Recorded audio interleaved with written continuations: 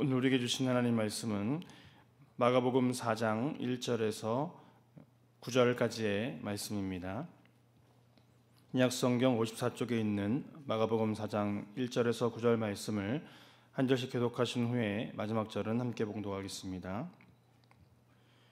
예수께서 다시 바닷가에서 가르치시니 큰 무리가 모여들거늘 예수께서 바다에 떠있는 배에 올라 앉으시고 온 무리는 바닷가 육지에 있더라.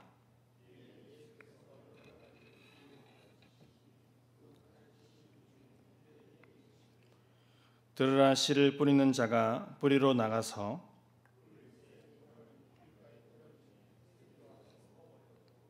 더러는 흙이 얕은 돌밭에 떨어짐에 흙이 깊지 아니하므로 곧 싹이 나오나 더러는 가시떨기에 떨어짐에 가시가 자라 기운을 막음으로 결실하지 못하였고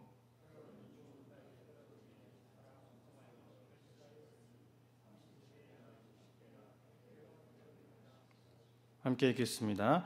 또 이르시되 또 들을 귀 있는 자는 들으라 하시니라. 아멘.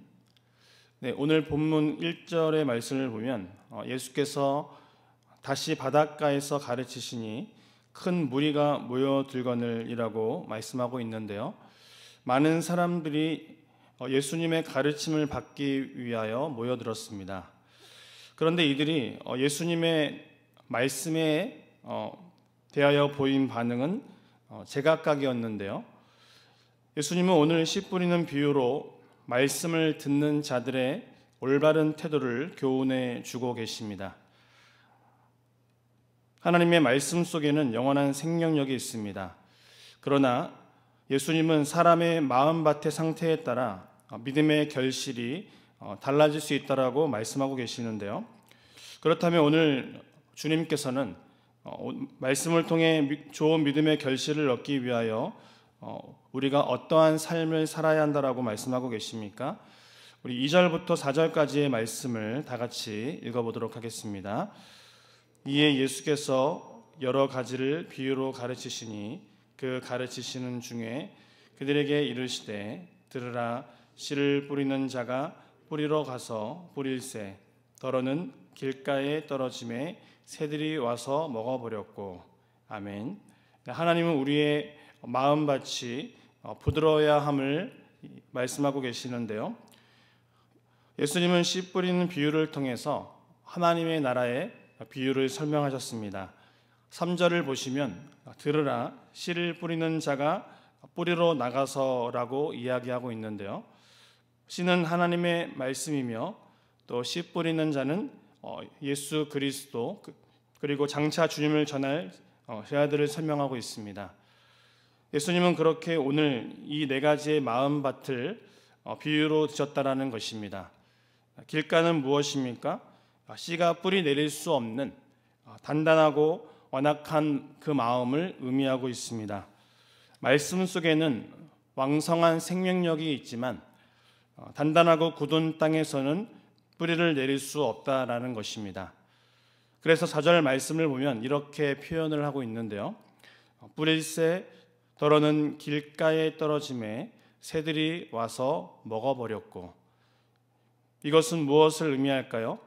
세상에 가득한 편견과 여러 가지 사상들과 또 지적인 교만함들, 이런 것들은 우리가 말씀의 씨앗이 뿌리 내리지 못하도록 방해한다라는 것입니다.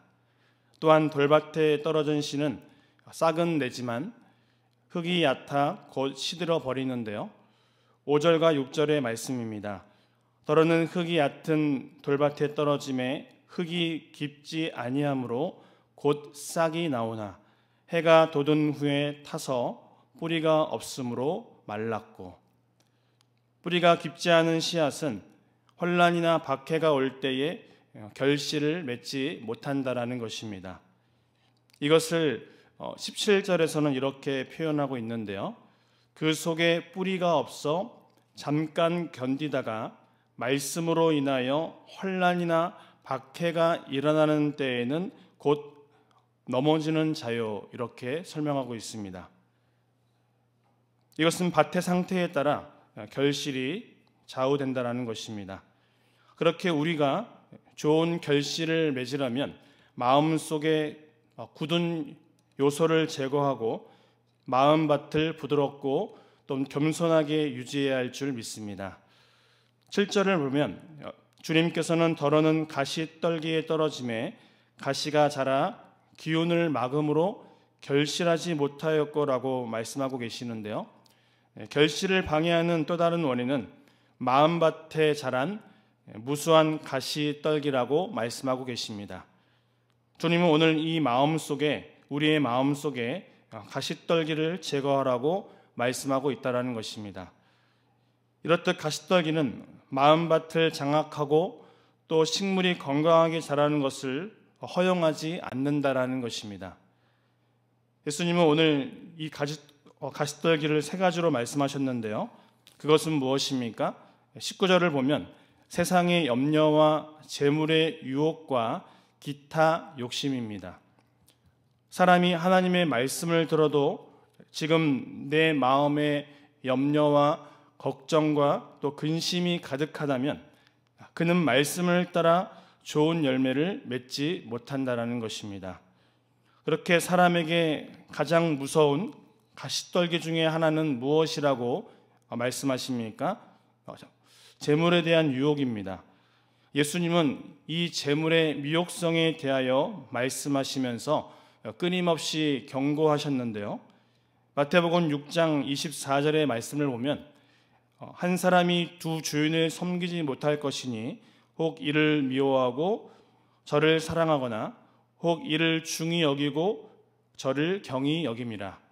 너희가 하나님과 재물을 겸하여 섬기지 못하느니라 라고 말씀하고 계십니다. 그렇게 재물에 대한 탐욕은 말씀의 건강한 성장을 방해한다라는 것입니다. 또한 세상의 기타 여러 욕심도 말씀의 결실을 회방한다라고 말씀하고 있는데요.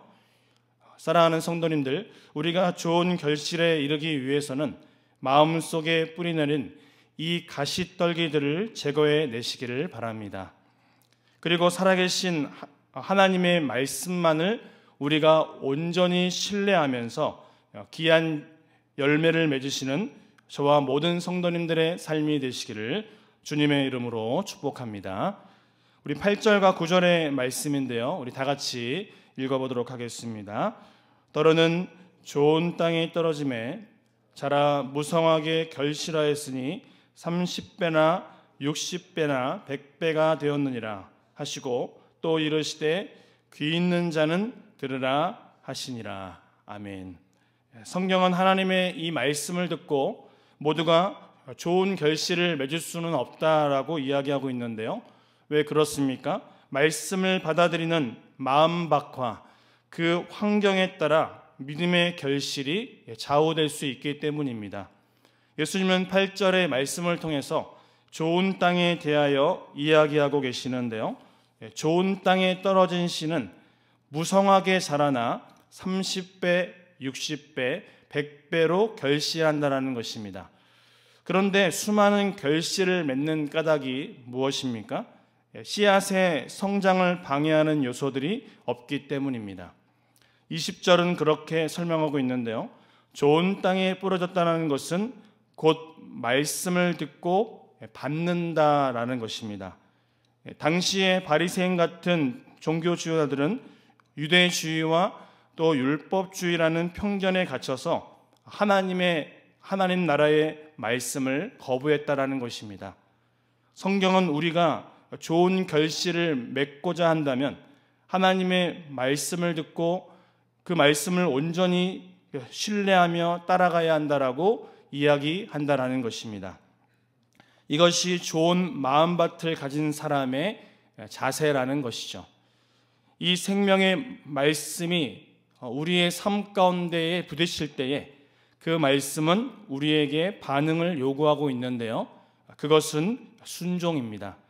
우리가 순종함으로 하나님의 말씀을 반응할 때에 말씀의 생명력은 우리의 순종을 통해 우리의 삶에 예수 그리스도를 드러내는 영적인 열매를 가져다 준다라는 것입니다.